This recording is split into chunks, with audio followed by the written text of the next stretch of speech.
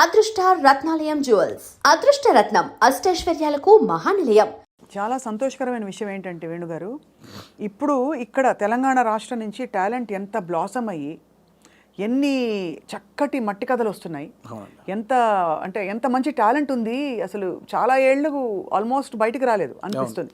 ఆమె రాంగ్? నేను తప్పుగా మాట్లాడేది కరెక్ట్గా చెప్పాను? కరెక్ట్ అండి. ఇప్పుడు బయటకు రావడం, కట్టలు తెంచుకుని ఒక్కొక్కళ్ళు అంటే ఇక్కడ ఈ గడ్డ మీద ఉండే ఆలోచన ఏంటారు, ధాటి అంటారు చూడండి, ఆ కన్విక్షన్ అది చాలా గొప్పదండి. అంటే మట్టి నుంచి పుట్టిన కథలు కదా. అంతే అండి. ఇంతకుముందు ఇక్కడ ప్రాంతం వరకు ఏంటంటే కొంచెం చదువు లేక ఆకలి చౌలు ఇక్కవరకే ఉంది. బట్ అక్కడ సృజనాత్మకత కూడా ఉంది, చాలా ఉంది. అంటే ఇటువైపు ఎన్ని కథలు ఉన్నాయి, అటువైపు ఎన్ని కథలు. ఎక్కడైనా మనుషులు ఉన్న చోట చాలా కథలు ఉంటాయి. అవును. సో ఇక్కడ కథలు కూడా ఇప్పుడు వస్తున్నాయి. అందుకే ఇప్పుడు అంటే ఎట్ ప్రజెంట్ నా మూడంతా ఇక్కడే ఉందన్నమాట. నా జర్నీలో నేను చాలా కథలు చూశాను. అందులో ఒకటి బలగం. సో ఇంకా చాలా కథలు చూశాను. సో అవన్నీ చెప్పొచ్చు, దాన్నే కమర్షియల్గా చెప్పొచ్చు. ఇప్పుడైతే మరి మీ రెండో సినిమా వివరాలు అడగచ్చా? ఇంకా సూనా?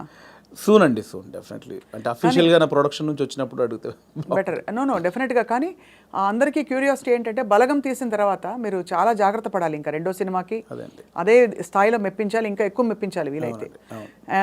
మరి ఏంటి మీ ఆలోచనలు దాని మీద? ఉందండి, కథ అయిపోయింది, ఆల్మోస్ట్ కథ అయిపోయింది. ఇంకా అఫీషియల్గా అనౌన్స్ చేస్తాం త్వరలో. మళ్ళీ డెఫినెట్లీ నన్ను ఎవరైతే ప్రేమించారో, ఆశీర్వదించారో వాళ్ళని ఒప్పిస్తానని నమ్మకం అవుతుంది. నాకు అదైతే ఇప్పటివరకు అయితే ఖచ్చితంగా ఒప్పిస్తానని నమ్మకం అవుతుంది. అంతకుముందు కామెడీ యాక్టర్గా జబర్దస్త్లో మీ జర్నీ ఎలా ఉండేది వేణుగారు? అది హ్యాపీ జర్నీ అండి, చాలా హ్యాపీ జర్నీ నా లైఫ్లో. అంటే జాలీగా ఉన్న రోజులు అవి. అంటే నేను 2004లో యాక్టర్ అయిన తర్వాత 2015 వరకు గాడ్ గ్రేస్ అసలు వెనక్కి తిరిగి చూసుకోలేదండి. అంటే నేను డైలీ 4 షూటింగ్లు 5 షూటింగ్లు. అంటే ఈరోజు హైదరాబాద్లో ఉంటే సడన్గా మీరు వేణుగారు ఎక్కడున్నారంటే ఈరోజు ఇక్కడే ఉన్నానండి ఈవినింగ్ అంటాను. రేపు ఫోన్ చేసి దుబాయ్లో ఉన్నానండి. అదేంటి నేను ఈవినింగ్ హైదరాబాద్ అంత బిజీగా ఉన్నాను నేను. అంత బిజీగా ఉన్నా డైలీ 3-4 షూటింగ్లు, ఈవెంట్స్ అని దుబాయ్లు, ఫారిన్ షెడ్యూల్స్, చాలా బిజీగా ఉండేవాడిని. ఐ థింక్ 4 నుంచి 15-16 వరకు నేను వెనక్కి తిరిగి చూసుకోలేదు. అంటే మా ఇంట్లో నెలకి ఒక వారం రోజులు తింటే హ్యాపీ, అంతే. అంత బిజీగా ఉండేవాళ్ళు. పొద్దున ఎప్పుడైందో, సాయంత్రం ఎప్పుడైందో, నైట్ ఎప్పుడైందో తెలిసేది కాదు. సో 15 తర్వాత కొంచెం జబర్దస్త్ నుంచి బయటకు వచ్చి అప్పుడు ఇంకేమైనా చేసుకోవాలని ఈ బలగం ఏదైతే దానికి ప్లానింగ్లో ఉన్నప్పుడు మాత్రం కొంచెం ఒక 3-4 ఇయర్స్ బాగా స్ట్రగుల్ అయ్యాను. సో కానీ ఎలాగా అంటే మీరు చెప్పారు కదా, అంటే మీరు మట్టిలోంచి పుట్టిన కుటుంబం మీది. మరి మీరు పొట్టకోటి కోసం అయినా పని చేయక తప్పదు. అవును. మరి ఒకవైపు ప్లానింగ్, ఇంకోవైపు యాక్టింగ్ ఆపర్చునిటీస్ వదులుకోవాలి. అప్పుడు మీకు సంఘర్షణ వచ్చిందా? అయ్యో చాలా అండి. అదే అంటే యాక్చువల్లీ నేను 2013లో జబర్దస్త్ స్టార్ట్ అయింది. అప్పుడు పీక్స్ నేను యాక్టింగ్లో, స్టేజ్ షోలని, యాక్టింగ్ అని చాలా పీక్స్. ఆ జబర్దస్త్కి వెళ్ళిన తర్వాత మేము ఎక్స్పెక్ట్ చేయలే. మాది స్టార్టింగ్ స్టేజ్, మాది స్టార్టింగ్ టీం, మాది ఎక్స్పెక్ట్ చేయలేదు. యాక్చువల్గా జస్ట్ ఒక 13 days, ఒక 4 రోజులు ఇవ్వండి చాలు అని తిరిగేవాళ్ళు, మా వెనకాల తిరిగేవాళ్ళు. సో ధనరాజు, మా చంద్ర అప్పుడు కొత్తవాడు, ఇంక వాడు రాలా అసలు. ధనరాజు నన్ను పక్కగా పట్టుకున్నారన్నమాట వాళ్ళు. అంటే మేము ఇద్దరే అంతకుముందు స్కిట్లు చేసాం, స్మోక్ టీవీ అని అవన్నీ చేసాం. సో వీళ్ళని పట్టుకోవాలని చాలా పట్టుకున్నారు. నేను కన్విన్స్ అవ్వాల, ఎందుకంటే సినిమా నేను అప్పట్లో కొంచెం టీవీకి వెళ్తే సినిమాకి రాలేరేమో అనేది ఉంది. ఇప్పుడు లేదు. ఇప్పుడు స్క్రీన్ అనేది ఉన్నది తప్ప big screen, small screen, phone screen లేదు. ఇప్పుడు స్క్రీన్ అంతే. అప్పుడు ఆ వేరియేషన్స్ ఉన్నాయి. సో అప్పుడు 13 రోజులు మంచి అమౌంట్ ఎక్స్పెక్ట్ చేయని అమౌంట్ ఒకటి. 4 days కదా అని లైట్గా కమిట్ అయ్యాం. ఆ 4 daysలో 13 episodes మీకు తెలుసు. అది జబర్దస్త్ స్టార్టింగ్ 18 రేటింగ్. అంటే గురువారం వస్తే వెయిట్ చేసేవాళ్ళు, గురువారం కోసం ఒక టీవీ షో కోసం వెయిట్ చేసేవాళ్ళు. సో 13 days తర్వాత మళ్ళీ బతిలాడి ఇప్పుడు అనుకున్న అమౌంట్ కంటే డబుల్ పెంచారు. సరే అని మళ్ళీ 13 చేసాం, 27 episodes చేసాం. ఆ తర్వాత ఇంకా అది జబర్దస్త్ ఎట్లా అయిపోయిందంటే తెలుగు రాష్ట్రాల్లో గురువారం వస్తే ఏంటి అనేది. ఇప్పుడు స్కిట్లు రాయడం అది కూడా ఎలా జరిగేది? అది ఉండేది. సో అప్పుడు ఏంటంటే అప్పుడు ఇంకా ఇది మీకు తెలియట్లేదండి, ఇది చాలా అద్భుతం, మీకు ఎంత అంటే అంత ఇస్తాం, మీరు కంటిన్యూ చేయండి అన్నారు.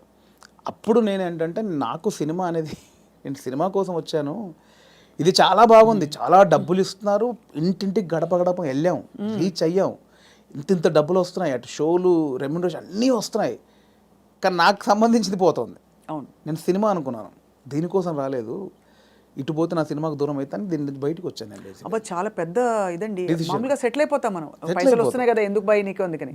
బయటికి వెళ్ళాక 1.5 year తర్వాత ఇది రైజ్ అయిపోయింది. అంటే ఇంటర్నెట్ ఫ్రీ అయిపోయి ప్రతి ఒక్కరికి సెల్ ఫోన్ చేతిలోకి వచ్చేసి ఇది వైరల్ అయిపోయింది. అప్పుడు ఏమైంది, నేను జబర్దస్త్ కొన్ని చేశాను కాబట్టి సినిమాలో కొంచెం దూరం అయిపోయా. టీవీకి వెళ్ళడం వచ్చేసి అవును అవును అవును.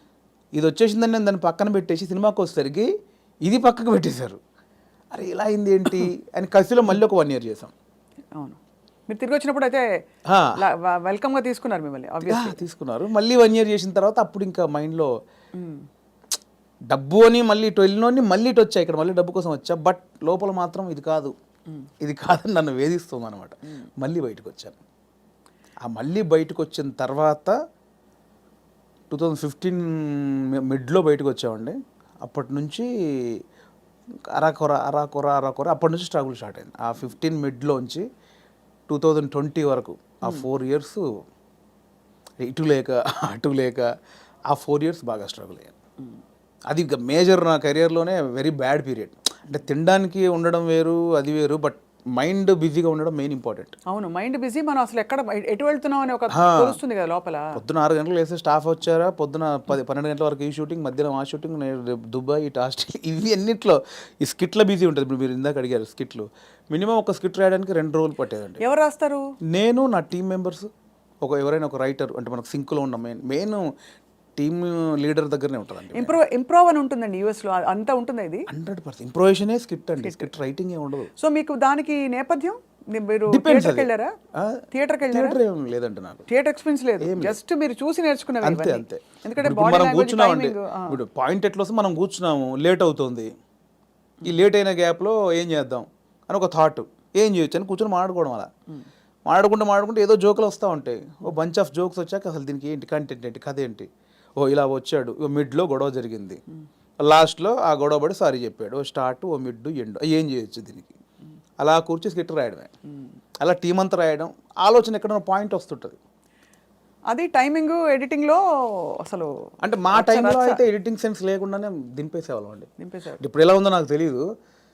నా ధనరాజు కానీ, నేను కానీ, అప్పుడు రాఘవ్ గారు కానీ, చంద్ర కానీ, అంటే అప్పుడు ఇప్పుడంటే పాపం వాళ్ళు జబర్దస్త్ వాళ్ళకి ఇప్పుడు వాళ్ళకి ఏమైందంటే కొన్ని వేల పాయింట్లు టచ్ చేశారండి. అవును, ఎన్ని స్కిట్లు అయి ఉంటాయి, కొన్ని వేల స్కిట్లు అయి ఉంటాయి, వేల పాయింట్లు టచ్ చేశారు. ఇంకేం చేయాలో అర్థం కాక వాళ్ళకి. అవును. అప్పుడు మేము కొత్త కాబట్టి మాకు అన్ని కొత్తయే, ఆల్ పాయింట్స్. ఇప్పుడు అత్తా కోడళ్ళు ఓ 100 పాయింట్లు ఉంటాయి, అప్పుడు మాకు అవన్నీ కొత్త. ఇప్పుడు అత్తా కోడలు చేయమంటే ఏది చేసినా కూడా ఆల్రెడీ చేసినట్టే ఉంటుంది. సో అట్లా మాకు చాలా పాయింట్స్ దొరికేవి. ఇప్పుడు చంద్ర మొత్తం ఫ్యామిలీస్ మీదకి వెళ్ళిపోయాడు, నేను అన్నీ కొంచెం టిపికల్గా ఉండాలి, అరే నేను ఈ కొంచెం కొత్తగా ఏదో చేసేవాడిని, ధనరాజు ఇంకో, అట్లా ఎవరి కేటగిరీ వాళ్ళకు ఉండేది. సో అప్పుడు పోటాపోటీ బాగా చేసాము. సో ఆ 15 నుంచి బయటకు వచ్చాక అంత మంచి రెమ్యునరేషన్స్ కానీ, ఈవెంట్స్ కానీ, మీకు తెలుసు ఈవెంట్స్ ద్వారా మంచి ఆర్టిస్టులకు మంచి ఆదాయం ఉంటుంది, చాలా బాగుంటుంది. అదే కదా. సో అటు ఇటు మిస్ అయ్యి ఈ 15 నుంచి 20 వరకు నేను దాదాపు మీరు ఎక్స్పెక్ట్ చేయలేని అమౌంట్ మిస్ అయిపోయాను. సో ఆ లోపల అది ఉంటుంది, అది బాధ అనమాట, తిండికి బాధ కాదు. అనవసరంగా దాంట్లోంచి బయటకు వచ్చావు, ఇప్పుడు ఇంత పోయింది, ఇప్పుడు ఇది లేదు అది లేదు. ఇప్పుడు మన బతుకులకి నువ్వు వచ్చిన నేపథ్యానికి అది చాలా పెద్ద అమౌంట్.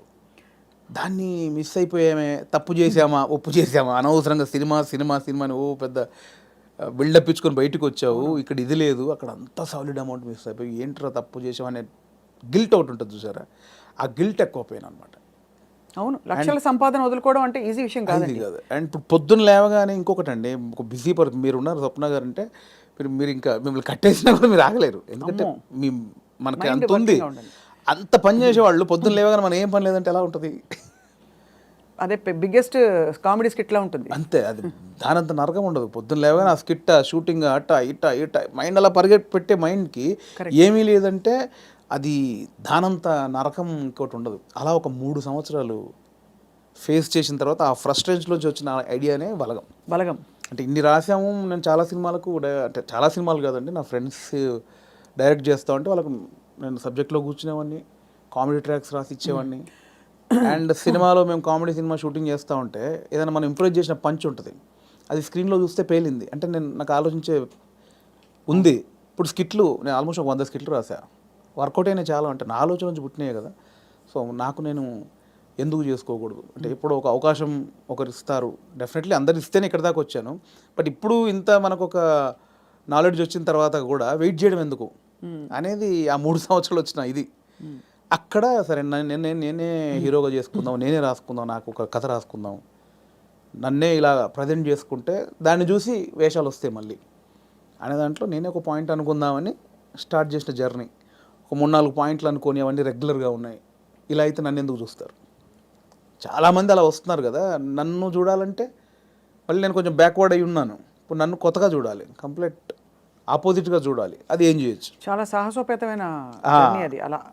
అలా ఏం చేయొచ్చు అన్న పుట్టినప్పుడు థాటే ఒక చావులో ఎలా ఉంటుంది అంటే, నేను మా నాన్న జరిగిపోయినప్పుడు ఉన్న సిచ్యువేషన్స్ అన్నీ ఫనీగా చూసాను. ముందు ఎమోషన్ కాదు, అది ముందు ఫనీగా చూశాను. అంటే ఇప్పుడు తెలంగాణలో ఏంటంటే చేదునూరు అని ఉంటుంది. అంటే చుట్టం చూపు వాడు వచ్చినప్పుడు వాళ్ళని ఓదార్చిన తర్వాత చేదునూరు అనేది ఉంటుంది. అంటే ఇంత మందు తీసుకొచ్చి, ఇంత చికెన్ మటన్ తీసుకొచ్చి, నా వంతుగా నీకు ఒక భరోసా ఇచ్చి, నీ బాధని తొలగించి ఈ వచ్చిన వాళ్ళు ఇస్తారు. అంటే ఆచారం ఏంటంటే అండి, ఇప్పుడు నేనున్నాను, నాకు ఒక మా ఇంట్లో చేదు జరిగింది, ఎవరో చనిపోయారు, చేదు జరిగింది. మా బావను, మా మామయ్యను, బావ మరుదు ఎవడు వాడు వచ్చి నన్ను ఓదార్చి, సరే బావ జరిగిపోయిందని ఈ బాధను దూరం చేయాలి. నాకు ఏదైతే ఆ మిస్సింగ్ ఫీల్ ఉందో దాన్ని దూరం చేయగలని ఏం చేయాలి? ఇంత మందో బిందో తీసుకొచ్చి కాసేపు 2 గంటలు సపోర్ట్ ఉండి కడుపు నిండా తినబెట్టి ఏం కాదులే నేను ఉన్నానులే అని సపోర్ట్ ఇచ్చే వెళ్ళే విధానం అనమాట అది. కరెక్ట్, అవును. సో అదొక ఆచారంగా వచ్చింది, చేదునూరు అంటాం. ఇప్పుడు పెద్ద ఫ్యామిలీ అనుకోండి, ఇప్పుడు బాంబేలో ఉంటారు ఒకరు బావంట ఆయన, అక్కడ 10 మంది చుట్టాలు ఉన్నారు, ఇక్కడ చనిపోయింది, కంపల్సరీ రావాలి, వస్తారు, ఈ ప్రక్రియ చేయాలి. ఇప్పుడు 10 మంది 10 రోజులు ఉండలేరుగా, 2 రోజుల్లో చేసి వెళ్ళిపోవాలి. అవును. సో 10 మందిది వీడు తాగాలి, నేను తాగాలి, తినాలి. తాగాల్సిందేనా? అంటే బాంబే నుంచి వచ్చాడండి పాపం, కదా, మా బావకి ఇలా జరిగిందని ఏదో ఆయన తృప్తికి చేసే, నేను ఒక ముక్కనాన్న తినకపోతే ఆడేమనుకుంటాడు, ఫీల్ అవుతాడు కాబట్టి చేయాలి, కంపల్సరీ. సో ఈ ప్రాసెస్ మా నాన్న జరిగింది అనమాట. మాది పెద్ద కుటుంబం, మా అమ్మకి నేను 9వ వాడిని, మా పెదనాన్నలు 6, మా మేనత్తలు 3. సో మా ప్రతి పెదనాన్నకి ఫ్యామిలీ మినిమం 10 మంది, 7 మంది, 8 మంది, వాళ్ళందరూ వచ్చి 200 మంది మా కజిన్స్ ఉంటారు, అన్నయ్యలు, వదినలు, వాళ్ళ పిల్లలు అందరూ వచ్చేసి ఏమైపోయిందంటే ఆ 11 రోజులు మా నాన్నది చనిపోయిన నెక్స్ట్ డే నుంచి మార్నింగ్ ఒక సెటప్, 11 o'clock ఒక సెటప్, 1 o'clock తప్పదు. దీనిలో ఏం జరుగుద్ది? ఇప్పుడు నేనున్నాను, మీరు వచ్చారు, రాగానే సరే బావ ఇలా జరిగిందంటే సరే కూర్చో తాగదు అంటే కాదు కదా, మీరు అడుగుతారు ఎలా జరిగింది బావ ఏంటి అంటే నేను చెప్పాలి, నేను ఇలా ఉన్నట్టు నాన్న చూస్తూ అని ఏడవాలి. ఓకే, అయిపోయింది. ఇప్పుడు 12 o'clock ఇంకోటి వచ్చాడు, వాడికి కూడా సేమ్ ఏడవాలిగా. రాగానే రాబావ కూర్చోండి, వాడు మళ్ళీ చూసేవాడు ఒక కంట నీరు కూడా పెట్టలేదు, వాడు రాగానే తాగినని వాడు అనుకుంటాడని వాని కోసం మళ్ళీ సేమ్ ప్రాసెస్. ఏమైందంటే నానిలా లేడు అన్నీ. అంటే నాకు అలా ఉంది, ఎలా జరుగుతుందంటే వస్తున్నారు, తాగుతున్నారు, ఏడుస్తున్నారు, తింటున్నారు, పంటున్నారు, ఏడుస్తున్నారు, ఏందిరా అది. అప్పుడు నా చిన్న వయసు 99లో మా నాన్న చనిపోయినప్పుడు, ఆ వయసులో నాకు అది అనిపించింది, మీరు సెలబ్రేట్ చేసుకుంటున్నారా, బాధపడుతున్నారా, ఎంజాయ్ చేస్తున్నారా అనేది ఒకటి ఉంది, ఎప్పుడో చూసినది. అది ఇక్కడికి షిఫ్ట్ అయిందనమాట. ఎలాంటి కథ చేయొచ్చు అదే అన్నప్పుడు మా ఫ్రెండ్ ప్రదీప్ అద్వైతం అని ఇప్పుడు నెక్స్ట్ వైజయంతి మూవీస్లో పెద్ద సినిమా చేస్తున్నాడు. సో నాకు బెస్ట్ ఫ్రెండ్ అనమాట. సో తనే ఏంటంటే ఒకసారి 10 days కనిపించలా, మళ్ళీ వస్తే డార్లింగ్ ఎక్కడికి వెళ్ళామంటే ఇట్లా మా పెద్దనాన్న చనిపోయాడు రా, గమ్మతుంటుంది మన తెలంగాణలోని, మా తాగుడు గోల ఇలా ఏడుపు అని అన్నాడు. అది స్ట్రైక్ ఏదో బాగుంది కదా అని ఒకసారి రివెండ్కి వెళ్తే మా నాన్నది ఇంత జరిగింది కదా ఫన్ ఇక్కడ, ఇది కదా మనం ఆపోజిట్గా చెప్దాం అనుకున్నాం. అక్కంచెలు మొదలైన కథ. సో అప్పుడు ఒక 4 సీన్లు రాసుకొని ఫ్రెండ్స్కి చెప్తే వాళ్ళు హిలీరియస్గా నవ్వి దానికి ఇంకో 4 సీన్లు వేసి. కానీ ఇక్కడ విశేషం ఏంటంటేనండి, జబర్దస్త్ కావచ్చు, ఇది కావచ్చు, చాలా సీరియస్ అంశాలని లైటన్ చేయడం ఈజీ కాదు. సెంటిమెంట్స్ హర్ట్ అవుతాయని ఒక బాధ ఉంటుంది కదా. ఇప్పుడు మీరు పిల్లలు పుట్టలేదు ఒక జంటకి, దాని మీద మీరు జబర్దస్త్లో ఒక స్కిట్ రాయాలనుకోండి, చాలా మంది హర్ట్ అయిపోతారు, నీకు అసలు మనసుందా, నువ్వు సమాజంలో బాధ్యత గలవాడిగా, ఇవన్నీ అడుగుతారు ఆబ్వియస్లీ కదా. అలాంటిదే చావు కూడా చాలా పర్సనల్, చాలా ఇది. కానీ ఇందులో మీరు ఒక విధమైన హ్యూమరు, లైఫ్లోని చాలా సటిల్గా జరిగిపోయే ఇవన్నీ తీసుకొచ్చారు చూడండి. అది దాన్ని కూడా మన పెద్దవాళ్ళు చెప్పిన నిదర్శనాలు అండి నిజంగా. అంటే ప్రతి విషయంలో మీకు సీరియస్నెస్ ఉంటుంది, కామెడీ ఉంటుంది. ప్రతి ఇన్సిడెంట్లో మీరు కామెడీ, ఇప్పుడు ఇది సీరియస్ అనుకోండి ఒక చావు అనేది, ఎగ్జాక్ట్ లేకపోతే ఒక కామెడీగా తీసుకుందాం, కానీ దానిలో కూడా సీరియస్ ఉంటుంది. ఇది చావు అనేది సీరియస్ అనుకోండి, దానిలో మనం కామెడీ చెప్పాను నేను, కానీ ప్రాపర్గా ఒక కామెడీ ఎపిసోడ్ ఉందనుకోండి, దాంట్లో సీరియస్ కూడా ఉంటుంది. మనం చూసే దృష్టికోణమే. నాకు ఒకసారి ఏమైందంటే అవునన్నా కాదన్నా అనే సినిమాకి మేము ట్రిప్కి వెళ్ళామన్నమాట.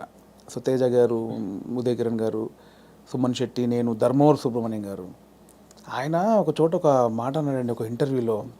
ప్రెస్ వాళ్ళు అడిగారు, అదండి అందులో కొంచెం బూత్ ఉందండి, శృంగారం ఎక్కువ ఉందండి అంటే ఆయన ఒక మాట, ఏ సందర్భమో నాకు తెలియదు, ఒక మాట నన్ను పడిపోయింది.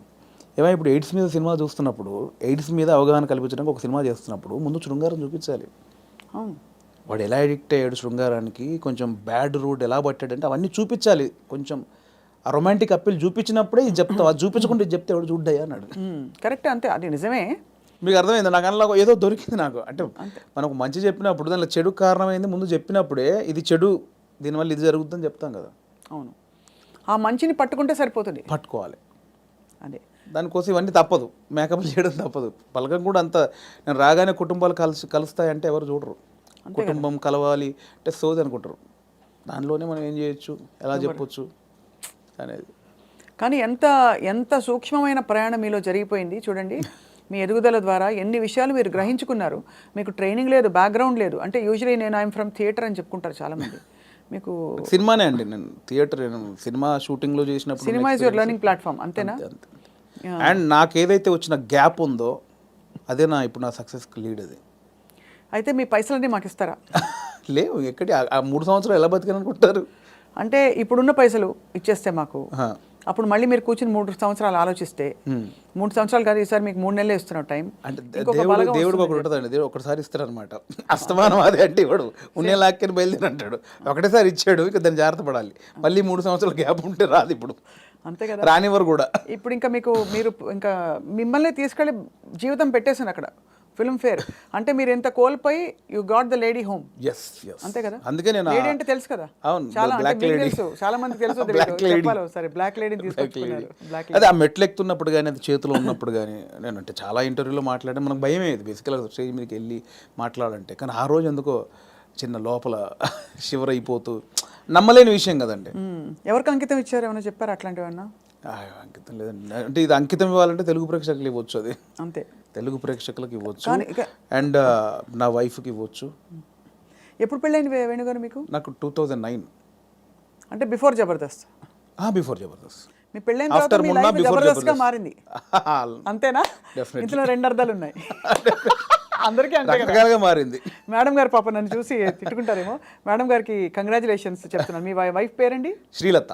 శ్రీలత గారికి కంగ్రాచులేషన్స్, మీ వారు సాధించి ఛేదించి చూపించారు. అది డెఫినెట్లీ నా వైఫ్ సపోర్ట్ 101% ఉందండి. ఈ 5 years జర్నీలో నేను ఏది పట్టించుకోలేదు బేసిక్గా. అవునా? ఏది పట్టించుకోలేదు ఇన్ సెన్స్, అంటే డబ్బు ఉండగానే అన్ని కాదు. ఇది ఒక్కటి కట్ చేసి మేము thumbnail పెడితే ఏముంటుంది? మా వైఫ్ నన్ను ఈ 5 ఏళ్లలో అస్సలు పట్టించుకోలేదు. మీరు ఏదైనా పెట్టొచ్చండి, నేను అడిగింది మీరు పెట్టరు, నేను వద్దన్నది మీరు ఆపరు. జోక్ నాకు అంటే మిమ్మల్ని చూస్తే మా అందరికీ జబర్దస్త్ స్ఫూర్తి వచ్చేస్తుంది అనమాట. నా వైఫ్ సపోర్ట్ 100% ఉంది. తను నాకు ఎక్కువ బర్డెన్ ఇవ్వలేదు, పిల్లల విషయంలో కానీ ఫ్యామిలీ విషయంలో కానీ నన్ను అర్థం చేసుకుంది బాబు. చాలా అవసరం కదండి ఎందుకంటే ఏ సినిమాలు అంటావేంటి, ఉద్యోగం చేసుకోక అని అనే వైఫ్స్ ఉంటారు, లేదు వచ్చిన పని చేసుకోవచ్చు కదా అని అనేవాళ్ళు ఉంటారు. అంటే ఈ ఇప్పుడు అబ్యూజువల్ సినిమా ఫీల్డ్ మీకు తెలుసు, నిద్ర పట్టదండి బేసిక్గా. 11 అవుద్ది, 12 అవుద్ది, సినిమాలు చూస్తూ ఉంటాం, కళ్ళు స్ట్రెయిన్ అయిపోతుంటాయి, బెడ్ మీద పడుకుంటాం, అలా అయిపోతాయి కళ్ళు. అలా ఏదో మనకు పోలీసులు టార్చర్ చేసి అలా పెడతారు చూడండి, ఇప్పుడు పీపుల్స్ ఎన్కౌంటర్ సంథింగ్ సినిమాలో అలా పెడతారు, అలా అయిపోతాయండి. పట్టదు నిద్ర. అంటే ఎలా ఇది ఎట్లా ఏం చేయాలి ఇది ఓకే అవుద్దా కాదా, నెక్స్ట్ పాయింట్కి వెళ్దామా అని మళ్ళీ కూర్చుంటాం, మళ్ళీ ఏదో సినిమా పెడతాం, మళ్ళీ ఏదో చేస్తాం, అవ్వదు. అలా 5-6 అయిపోతాయి. అట్లేదండి, మళ్ళీ సినిమా చూద్దాం, లేకపోతే దొరకవు సినిమాలు, దొరకవు. అవును, సరే మనకు సంబంధించిన సినిమా ఎంతసేపు చూస్తావు, ఎంతసేపు నీ నెక్స్ట్ కథ కొంచెం నవ్వుకోవడానికి ఒక సినిమా చూస్తాం, ఏదో పెడతాం, ఇది కాదు మళ్ళీ అది పెడతాం, ఇది కాదు ఇంకోటి ఏదో వెబ్ సిరీస్, ఇది కాదు బుక్ పడతాం. అంటే నాకు తెలిసి ఇప్పుడు అనుభవిస్తుంది కదండి, మేబీ 2-3 సినిమాలు చేసిన తర్వాత మైండ్ సెట్ అయిద్దేమో మేబీ. దీన్ని అంటే వర్కే లైఫే అనేది నాకు తెలిసి కొంచెం ఎక్స్పీరియన్స్ తర్వాత నాకు అలవాటు అవుతాం. ఇప్పుడేమో ఎంతసేపు ఇంత ప్రేమించారు, ఇంత గౌరవించారు, మంచిది చెప్పాలి, చెప్పకపోతే గౌరవం పోద్దేమో. నువ్వు జెన్యూన్ ఫీలింగే, బట్ అంటే మీరు హ్యాండిల్ చేయాలి కదండి. అండ్ ఇప్పుడు నాకు అంతకుముందు యాక్టర్గా ఉన్నప్పుడు ఎలా ఉంటుందండి, పొద్దున్న స్టాఫ్ వస్తారు, చిన్న 7 o'clock వెళ్తాం, 8 o'clock లొకేషన్ వెళ్ళగానే కలర్ఫుల్గా దిగ్గానే యూనిట్ మొత్తం 200 మంది ఉంటారు, ఎవరెవరు యాక్టర్లు ఉన్నారు, చిన్న సరదాగా ఉంటుంది. క్యారవాన్కి వెళ్ళామా, రెడీ అయ్యామా, తృప్తిగా వచ్చామా, చేసామా, 6 అయిపోయిందా, కథం ఈ షూటింగ్ అయిపోయింది ఇంటికి. ఇప్పుడు అలా కాదు కదండి, రూమ్లోనే పొద్దున్న లేస్తే ప్రాజెక్ట్ అయిపోయేంత వరకు సబ్జెక్ట్ క్లారిటీ ఉందా, ప్రొడ్యూసర్ ఏమంటాడు, హీరో ఏమంటాడు, ఇది మనం అనుకున్నది కరెక్ట్ వర్కౌట్ అవుతుందా, ఏమైనా డైల్యూట్ అవుతుందా, ఈ దాంట్లోనే అయిపోతుందండి ఎప్పుడు మైండ్. దీనివల్ల నాకు ఏమైందంటే డైరెక్టర్స్ మీద ఇప్పుడు విపరీతమైన రెస్పెక్ట్ వచ్చేసేది నాకు. అంతకుముందు ఏముంది, వీళ్ళు తీస్తారులేదు సినిమా, ఓ అమ్మ వీళ్ళు ఇంట్రా దీనికి ఎక్కువ చేస్తారు అనిపించేది. ఇప్పుడు అది భరించిన తర్వాత నాకు ప్రతి దర్శకుడి మీద రెస్పెక్ట్ వచ్చేసింది. మరి నాకు మొన్న ఎవరో ఒక కథ చెప్తానన్నయ్య, నీకు ఒక చిన్న మీరు ఇంపార్టెంట్ క్యారెక్టరు అంటే నా దాంట్లో నెక్స్ట్ వీక్ అని 3 వారాలు తోసేసాను. తర్వాత పాపం అనిపించింది, వస్తానంటే అన్న మీరు ఎక్కడ రమ్మంటారు, మీ ఆఫీస్కి రమ్మంటారా, లేదా కాఫీ షాప్లో కూర్చుంది, ఇవన్నీ అంటున్నాడు అతను. మీ ఆఫీస్ ఎక్కడ ఉందో చెప్పిన వస్తా. వద్దన్నా మీరు అలా అంటారండి, సారీ అని ఇబ్బంది పెట్టి, అదేం లేదు తమ్ముడు, అంటే నేను మీ ఆఫీస్కి వస్తానా, లేదా కాఫీ షాప్లో కూర్చుందా, నీ ఆఫీస్ చెప్పు, నీ ఆఫీసు నీ టేబుల్ ముందు నీ చైర్ ముందే కూర్చొని వింటాను, నాకు ఎక్కడొద్దని చెప్పాను. ఎక్కడో సందులో చిన్న సినిమా, అక్కడికి వెళ్ళి కథని వచ్చా. ఎందుకంటే నాకు ఆ రెస్పెక్ట్ వచ్చేసింది. అది చిన్న సినిమానే పెద్ద సినిమా అయినా పాపం వాడు ఎంతో టైం పెట్టి ఒక ప్రొడ్యూసర్ని ఒప్పించి ఆ టీంని సెట్ చేసుకొని ఆ ప్రాసెస్ ఉంటుంది చూసారా, అది అనుభవించాను కాబట్టి నాకు రెస్పెక్ట్ వచ్చేసింది. సీరియస్లీ మోసేవాడికే తెలుసు అంటారు కదండి, కాబట్టి ఖచ్చితంగా అది నొప్పి నాకు ఆఫ్టర్ డైరెక్ట్ అయ్యాక తెలిసింది నాకు. What an amazing me journey. ఎన్ని విషయాలు బట్ చాలా చిన్న వయసులో మీరు ఛాలెంజెస్, నాన్నగారు 99లో అవునవును చనిపోయారు కదా. అవును. తర్వాత ఎలా మీ కుటుంబ బాధ్యతలు, మీరు చాలా ఎంతమంది అన్నదమ్ములు? నాకు కుటుంబ బాధ్యతలు నాకు ఏం లేదు, ప్రాబ్లం ఏం లేదండి. యాక్చువల్గా నాన్న చనిపోయే వరకు అక్కల పెళ్ళిళ్ళని అయిపోయాయి. సో 2 అన్నలు ఉండేవాళ్ళు, చిన్న అన్నయ్య కూడా పెళ్ళి అయింది. నేను మా అమ్మ మార్కెట్లో కూరగాయల వ్యాపారం చేసేవాళ్ళం. సో నాకు బాధ్యతలు లేవు బేసిక్గా. అదొక వ్యాపారం చేశారు, ఇంకా ఉందా లేదా? ఇప్పుడు లేదు, అమ్మతో లాస్ట్ అయిపోయింది. నాది లాస్ట్, నా తర్వాత అమ్మ కొన్ని రోజులు చేసిన తర్వాత. సో నాకు బాధ్యతలు లేవండి అసలు. అక్కడ ఒకటి టెన్షన్ లేకుండా ఉంది. బట్ నేను ఊర్లో ఉన్నప్పుడే డబ్బులు సంపాదించాను కూరగాయల వ్యాపారంలో. ఇండస్ట్రీకి వచ్చాక మాత్రం నేను ఇంటి దగ్గర డబ్బులు అడుక్కొని రాలా. నాకు చిన్నప్పటి నుంచి చేసి ఎవరిని అది లేదు. రెండోది ఒకరి కింద పని చేయడం కూడా ఇష్టం లేదు నాకు. అంటే ఊళ్ళో లోయర్ మిడిల్ క్లాస్లో జీతాలు ఉంటారు, బట్టల షాప్లో కానీ కిరాణా కొట్లో కానీ. నేను ఎప్పుడు అలా లేను. కూరగాయల వ్యాపారం ఏంటంటే నా ఓన్ బిజినెస్ అది. అవును, నా ఓన్. అది 50 రూపాయలు వచ్చినా, నేను రోజుకి 50 రూపాయలు సంపాదించినా, 100 రూపాయలు సంపాదించిన నా ఓన్ బిజినెస్ అది. నేను ఒకరి కింద నేను జవాబుదారి కాదు నేను బేసిక్గా. అంటే ఏదన్నా నేను హాఫ్గా నాకు లీవ్ కావాలన్నా ఒకరిని అడిగి లీవ్ పెట్టుకునే అవసరం లేదు నాకు, నా ఓన్. సో అది అలవాటు అయిపోయింది. సో అక్కడి నుంచి ఆ డబ్బులు సంపాదించే ఇది వచ్చింది కాబట్టి హైదరాబాద్కి వచ్చాక ఇక్కడ స్టార్టింగ్ స్ట్రగుల్ పీరియడ్లో మనకు మెయింటెనెన్స్కి చాలా ప్రాబ్లమ్స్ ఉంటాయి. నేను ఇంటి దగ్గర అడుక్కోవడానికి నాకు మొహమాట అనమాట. మనమే సంపాదించాం, మనం అడిగేది ఏంటి అని. సో అడగకుండా ఉండడం కోసం అప్పుడప్పుడు ఊర్లోకి వెళ్ళి ఒక 10 రోజులు కూరగాయలు అమ్ముకొని 1000 రూపాయలు సంపాదించుకొని ఆ 1000 రూపాయలతో జాగ్రత్తగా ఒక 2-3 నెలలు ఉండి ఇక్కడ చాలా పడ్డానులేండి. చాలా ఇంటర్వ్యూలో చెప్పాము, చాలా స్ట్రగుల్స్ పడ్డాము స్టార్టింగ్లో. కాకపోతే ఆ ఊర్లో కూరగాయల వ్యాపారం, అక్కడ అనుభవం, ఆ 10 మందిలో తిరగడం. నేను మార్షల్ ఆర్ట్స్ చేశాను. నేను స్టేట్ లెవెల్ 2 టైమ్ ఛాంపియన్. నాకు 96లో సుమన్ గారి చేతుల మీద ఛాంపియన్షిప్ అందుకున్నాను నేను. సో ఆ మెచ్యూర్డ్ అయితే ఉందండి మీ దగ్గర. బ్రౌన్ బెల్ట్ హోల్డర్ అప్పుడు షాओलिन కుంగ్ఫూలో. నాకు ఒక 60-70 స్టూడెంట్స్. కరీంనగర్లో 2nd ప్లేస్ కొట్టాను, కరీంనగర్లో 1st ప్లేస్ కొట్టాను. And for more videos, please subscribe to iDream. Please subscribe to iDream. Please subscribe iDream. And please subscribe to iDream. For more videos, subscribe to iDream. please like, share and subscribe to the channel. Congratulations, iDream. Subscribe to iDream. Subscribe to iDream. So subscribe to iDream Media. iDream की iDream team अंदर की huge congratulations. Please subscribe iDream Media. Please subscribe to iDream. Subscribe iDream. Please subscribe to iDream.